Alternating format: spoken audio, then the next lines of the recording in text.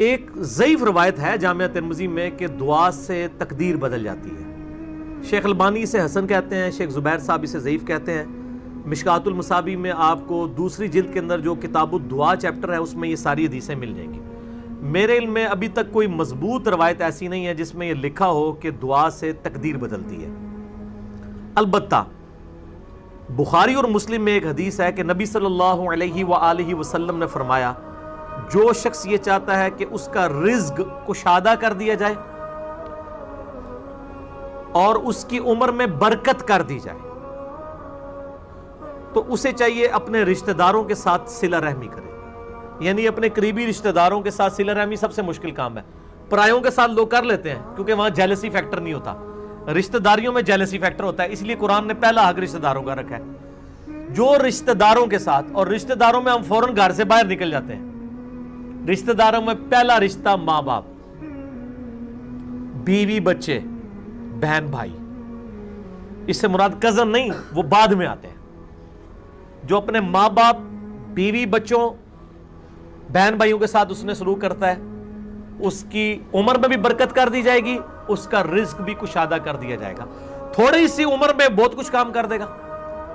آپ دیکھ لیں کتنے بڑے بڑے انسان، حیران ہو جاتا ہے۔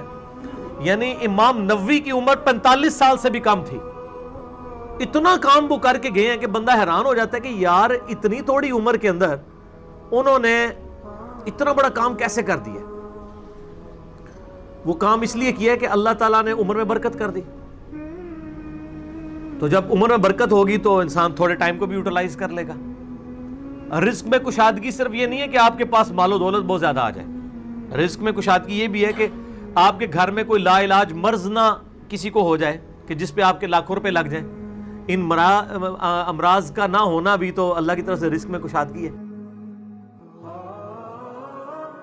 اور رزق میں صرف کھانا پینا اور دولت شامل نہیں ہے، اچھی صحت بھی رزق ہے اللہ کی طرف سے۔ رزق نعمت ہے اللہ کی، اچھی صحت بھی رزق ہے، اچھی بیوی بھی رزق ہے، اچھی اولاد بھی رزق ہے، یہ سب کی سب چیزیں رزق ہیں۔